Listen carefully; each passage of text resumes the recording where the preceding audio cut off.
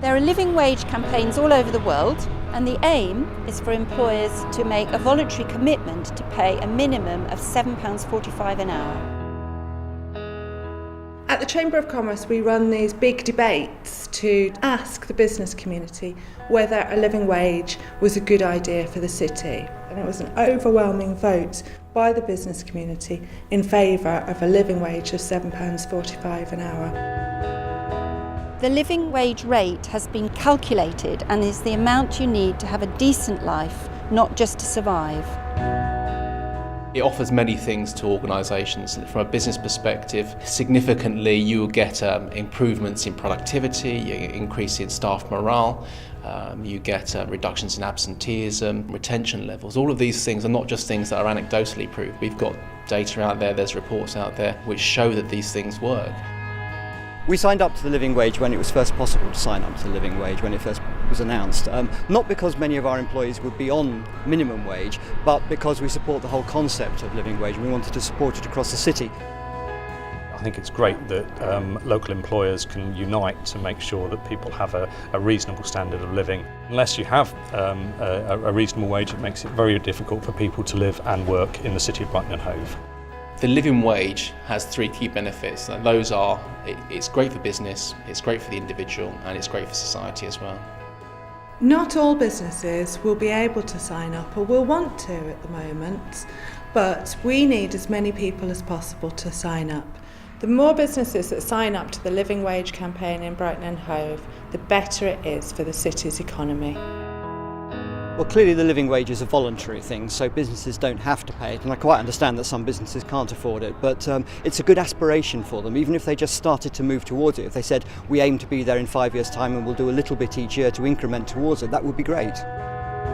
The first obvious point from a living wage perspective is it seems to increase costs to an organisation, and that is obviously recognised because the more you pay a person, the more your costs are going to be. But what's not well recognised is the benefits it brings, and the fact that more often than not those costs are significantly offset by your investment in your people.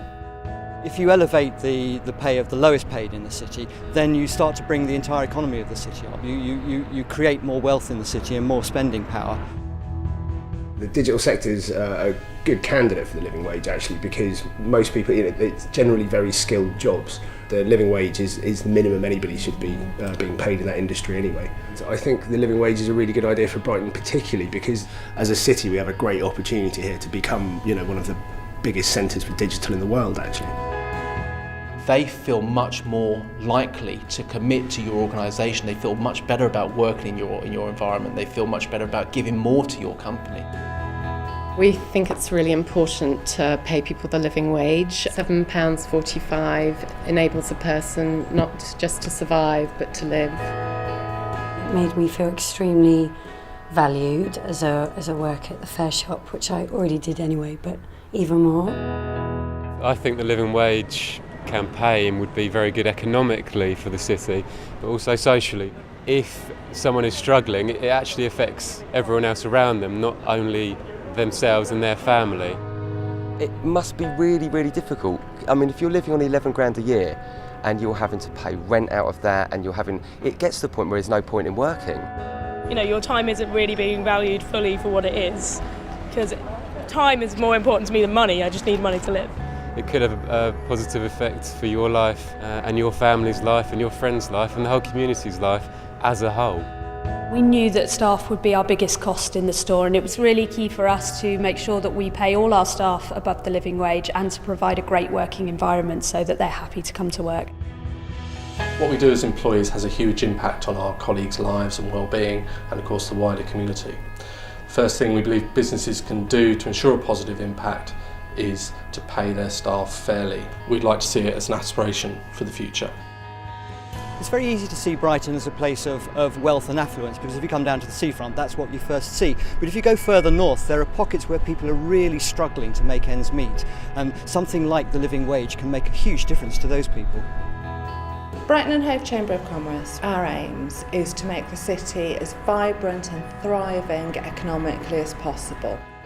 The living wage, it makes sense for people and it makes sense for business. If you'd like to join the campaign, you can sign up at livingwagebrighton.co.uk.